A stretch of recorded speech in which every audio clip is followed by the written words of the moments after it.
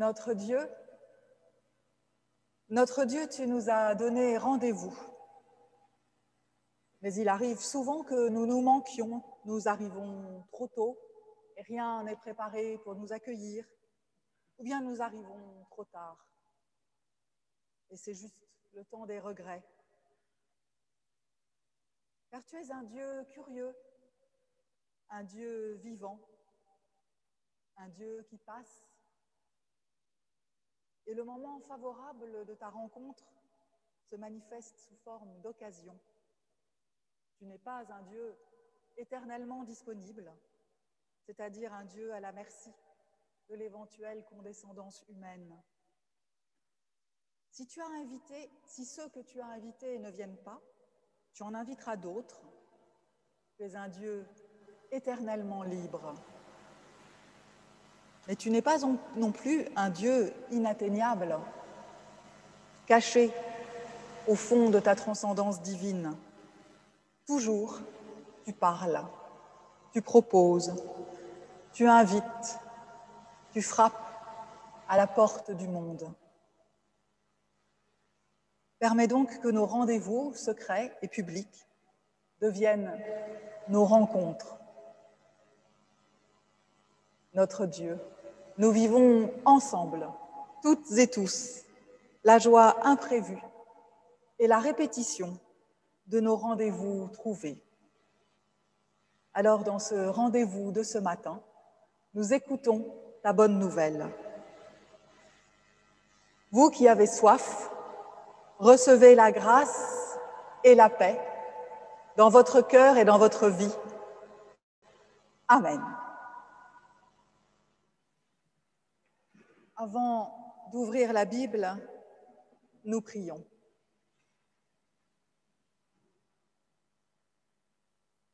Seigneur, ta parole est comme du pain.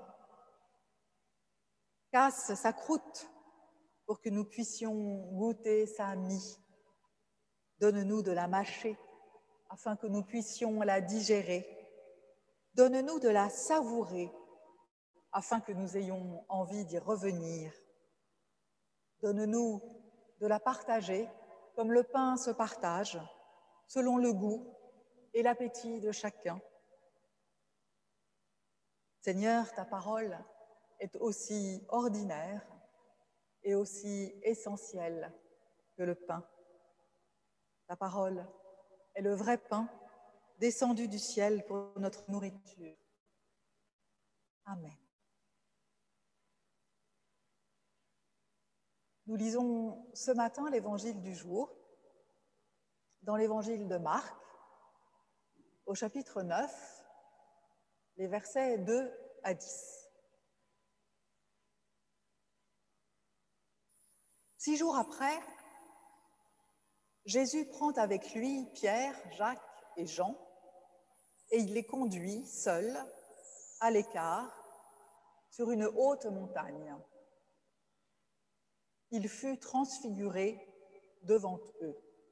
Ses vêtements devinrent resplendissants, d'une blancheur telle qu'il n'est pas de teinturier sur terre qui puisse blanchir ainsi. Élie, avec Moïse, leur apparurent. Ils s'entretenaient avec Jésus. Pierre dit à Jésus, « Rabbi, il est bon que nous soyons ici. Dressons 3 tentes, une pour toi, une pour Moïse et une pour Élie. » Ils ne savaient que dire, car la peur les avait saisis. Survint une nuée qui les couvrit de son ombre. Et de la nuée survint une voix. « Celui-ci est mon fils bien-aimé, écoutez-le. » Aussitôt, ils regardèrent autour d'eux, mais ils ne virent plus personne que Jésus, seul, avec eux. Comme ils descendaient de la montagne, il leur recommanda de ne raconter à personne ce qu'ils avaient vu, jusqu'à ce que le Fils de l'homme se soit relevé d'entre les morts. Ils retinrent cette parole, tout en débattant entre eux. Que signifie se relever d'entre les morts? Seigneur, ta parole est la vérité. Sanctifie-nous par ta vérité. Amen.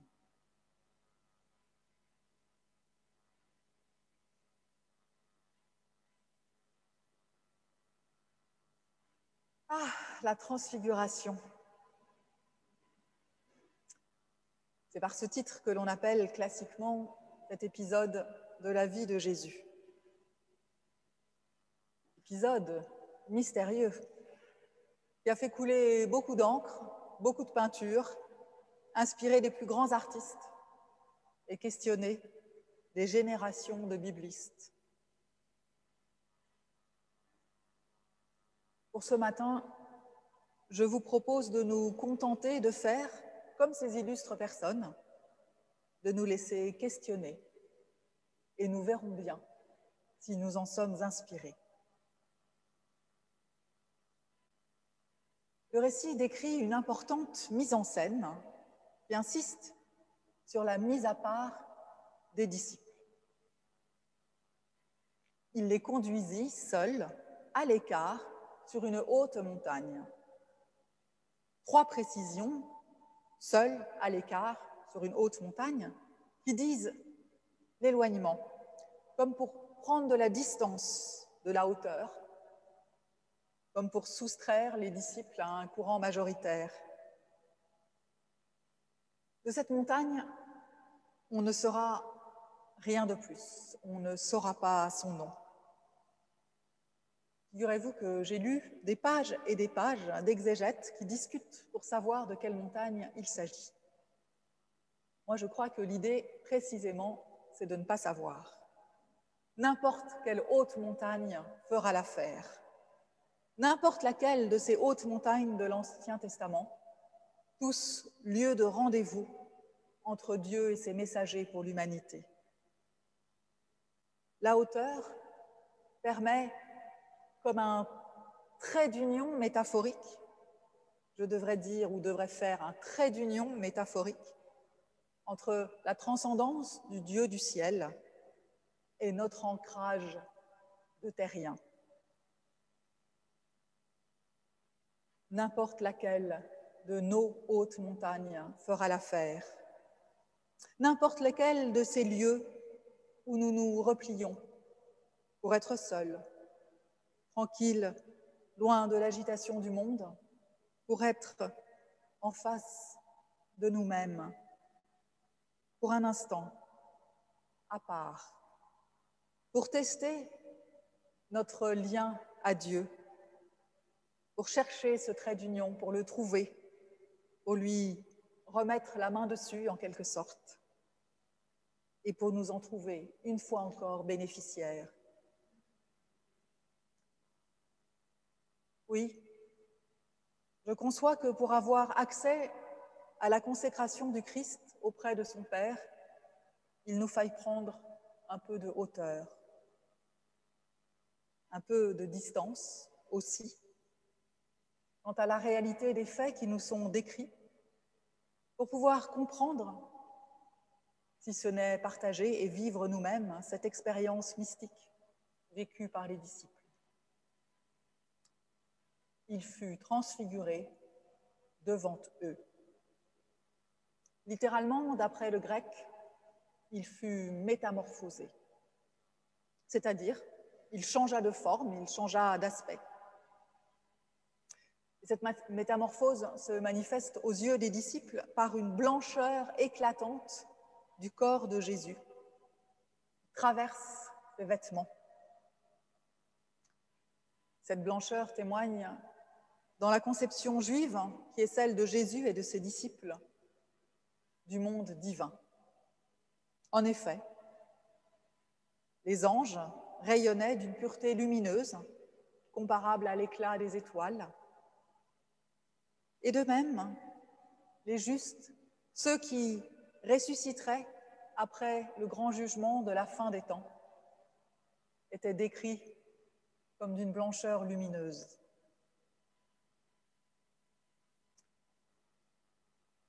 Nous sommes ici dans la deuxième partie de l'évangile de Marc. Jésus a déjà fait beaucoup de chemin. Et ses contemporains commencent à comprendre qu'il n'est peut-être pas le Messie politique, nationaliste et guerrier tant attendu.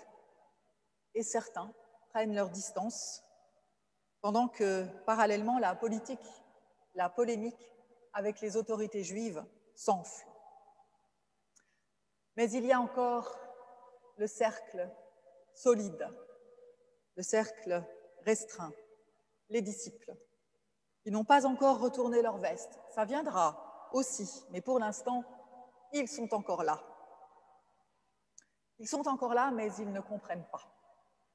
Ils savent que Jésus marche vers la mort. Jésus l'a déjà annoncé à plusieurs reprises. Ils savent que ce chemin sera fait de souffrance et d'humiliation. Et ils sont restés coincés sur ce drame, comme peut-être nous aussi. Ils n'arrivent pas à le dépasser. Ils ne comprennent pas en quoi ce funeste destin peut être une marche vers la gloire d'une rencontre imminente avec Dieu. Pourquoi faut-il passer par la mort, par cette horrible mort, pour rencontrer Dieu et être dans sa gloire? Et Jésus, lui, n'a de cesse de lier cette mort ignominieuse avec la résurrection.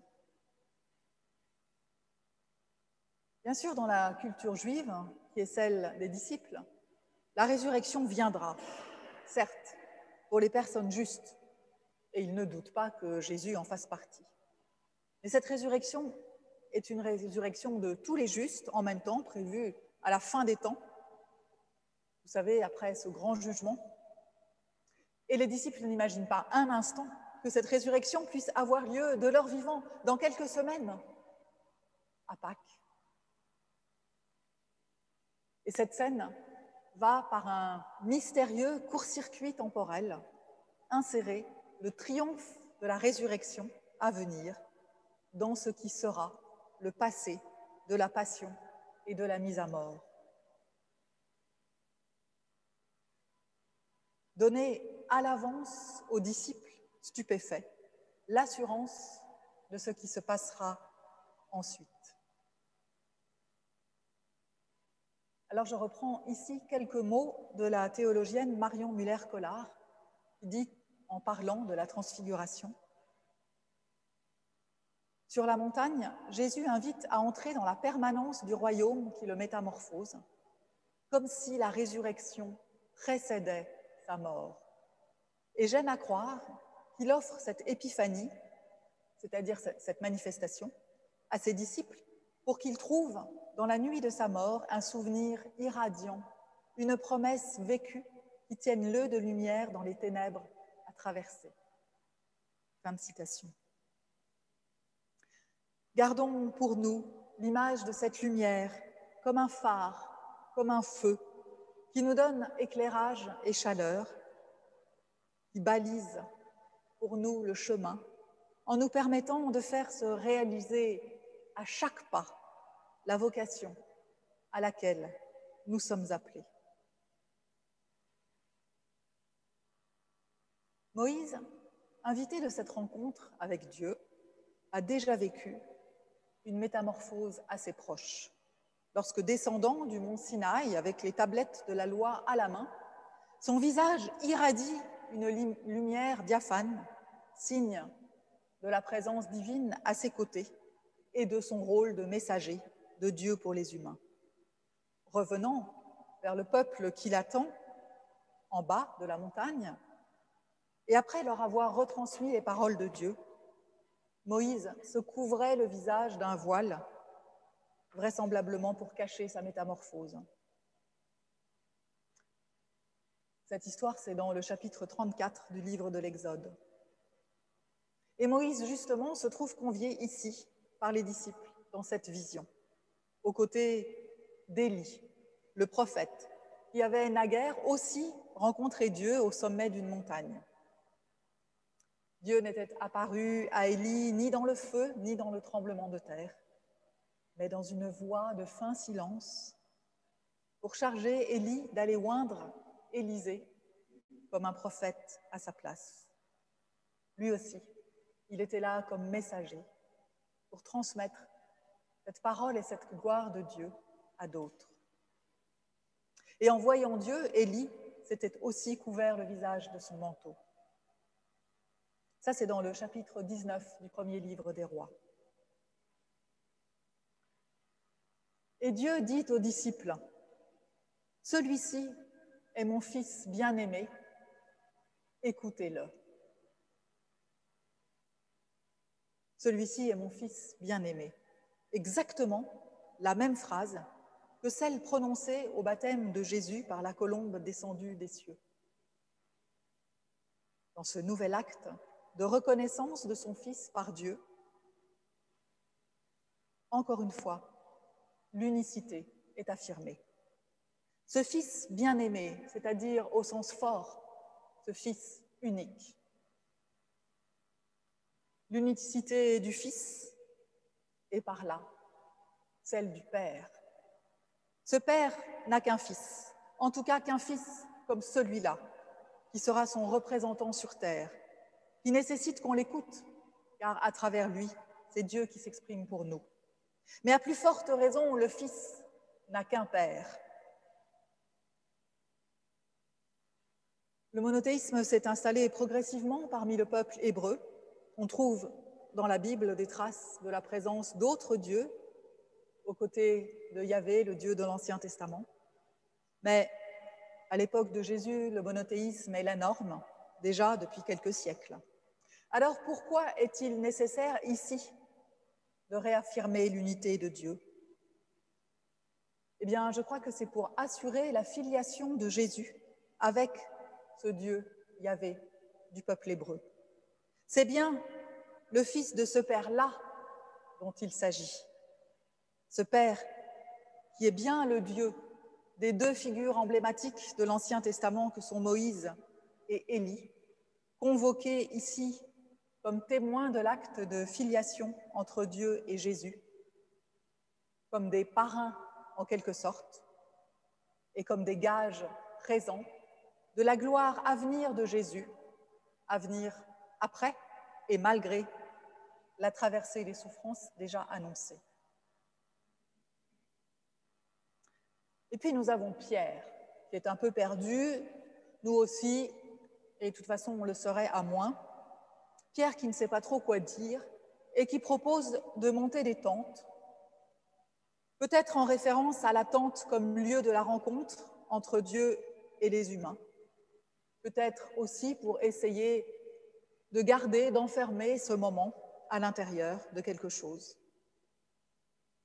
Mais cette rencontre n'a plus lieu dans un endroit précis, ni dans une tente, ni dans une montagne qu'il nous faudrait nommer. Cette rencontre, elle a lieu dans le corps même du Christ. La lumière irradiante de Dieu qu'il nous communique à travers son Fils peut nous toucher, nous aussi, nous métamorphoser, nous transformer par son énergie. Je crois que le Christ brûle, presque au sens propre, pour nous, pour éclairer notre présent, pour que jamais ne s'éteigne le feu de la présence de Dieu, même au plus sombre de nos vies, pour que jamais ne se taise la voix de Dieu nous parlant par les mots du Christ, pour que jamais nous ne cessions de l'écouter, pour que ces paroles résonnent en nous chaque jour, pour que nous soyons métamorphosés maintenant et pour toujours. Amen.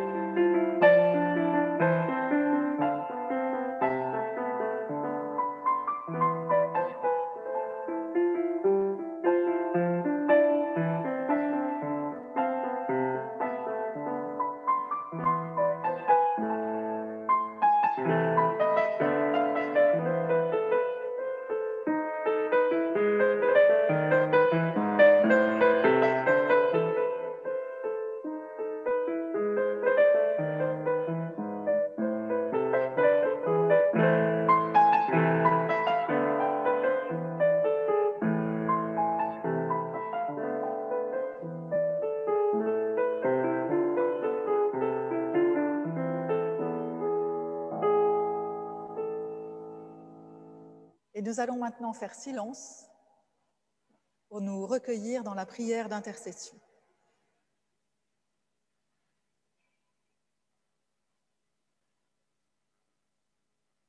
En ce temps de sécheresse où nous avons soif de dialogue, Dieu, offre-nous de rêver que tu viens nous combler d'un cœur qui écoute. Offre-nous une attention à l'autre qui soit porteuse de vie et de fête, et viens inscrire au plus profond de nous la responsabilité royale d'être tes témoins. Enrichis-nous de sagesse. Fais de nous des hommes et des femmes animés d'intelligence et de discernement au milieu de notre génération. Fais de nous des hommes et des femmes sensibles à la misère et la détresse qui nous entourent. Et nous pouvons te présenter, dans le secret de notre cœur, des personnes qui nous sont chères.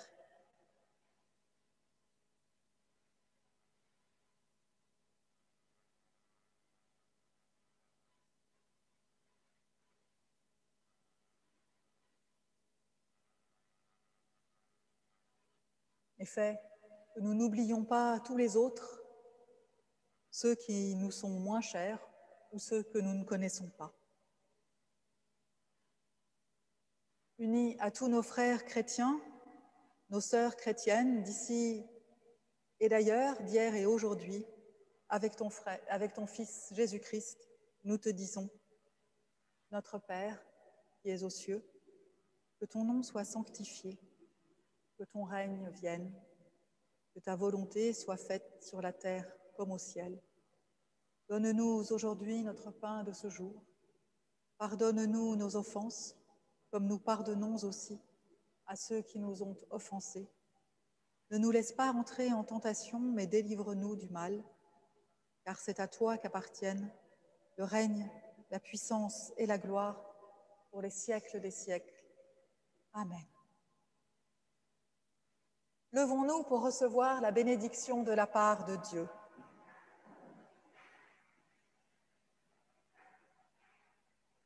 Frères et sœurs, l'Éternel vous bénit et vous garde. L'Éternel tourne vers vous son visage et vous fait grâce. Il fait resplendir pour vous son regard. Il vous donne la paix pour vous et pour tous ceux que vous aimez. Amen.